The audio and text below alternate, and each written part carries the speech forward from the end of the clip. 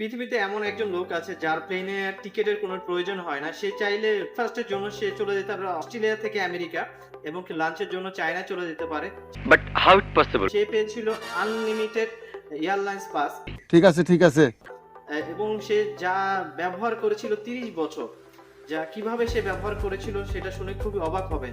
বলো বাবাজি। টম স্টাকার ওনার কাছেই ছিল ইউনাইটেড এয়ারলাইন্সের আনলিমিটেড ট্রাভেল পাস।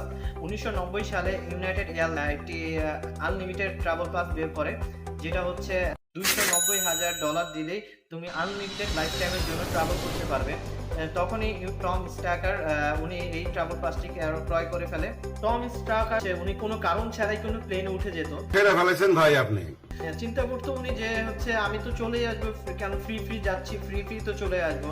আর এটা নিয়ে হচ্ছে ইউনাইটেড এয়ারলাইন্সে খুবই চিন্তায় ছিল যে উনি ১০০টার অধিক দেশে ভ্রমণ করে ফেলেছে, যেটা হচ্ছে ২৩ মিলিয়ন মাইল, যার টাকার পরিমাণ হচ্ছে ২৫ কোটি টাকারও অধিক। এবং যখন সে তার গার্লফ্রেন্ড নিয়ে ডেটে যায়, সে প্যারিস চলে যায় এবং কি মোহব্বত, আহারে।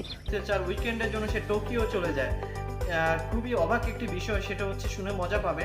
সে একবার হচ্ছে সে ১২ দিন নন স্টপ ১২ দিন সে ট্রাভেল করেছে, কোনো এয়ারপোর্টে সে নামেনি।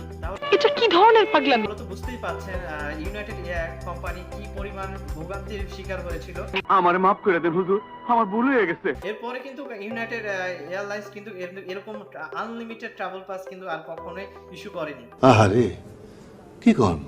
Thank you for watching my video. Like, share and subscribe.